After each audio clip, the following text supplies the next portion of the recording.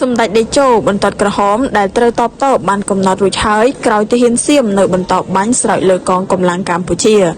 សម្ដេចតេជោហ៊ុនសែននាយឧត្តមសេនីយ៍ផុតលេខផ្កាយមាស5បានចេញបទបញ្ជាដល់កងកម្លាំងជួរមុខ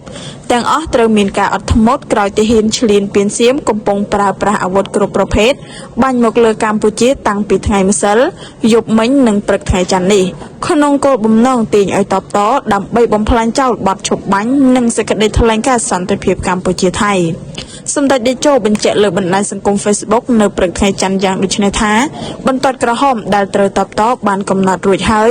សូមមេបញ្ជាការគ្រប់ជាន់ថ្នាក់អប់រំបងប្អូននាយទាហាន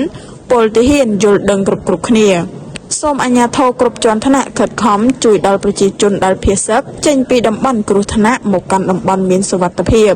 សម្ដេចតេជោថ្លែងថាសម្ដេចបានលុបចោលកម្មវិធីការងារផ្សេងទៀតអស់ហើយដើម្បីមករួមជាមួយនាយករដ្ឋមន្ត្រីបញ្ជាលើកម្លាំងប្រដាប់អាវុធទប់ទល់ជាមួយការឈ្លានពានសូមការយោគយល់ពីភ្ញៀវជាតិនិងអន្តរជាតិដែលមិនអាចជួបសម្ដេចបានទន្ទឹមគ្នានេះសម្ដេចតេជោបានស្នើសុំកីឡាករកីឡាការិនីដែលទៅចូលរួមការប្រកួតSEA Gamesលើកទី33នៅប្រទេសថៃចូលរួមការប្រកួតជាធម្មតា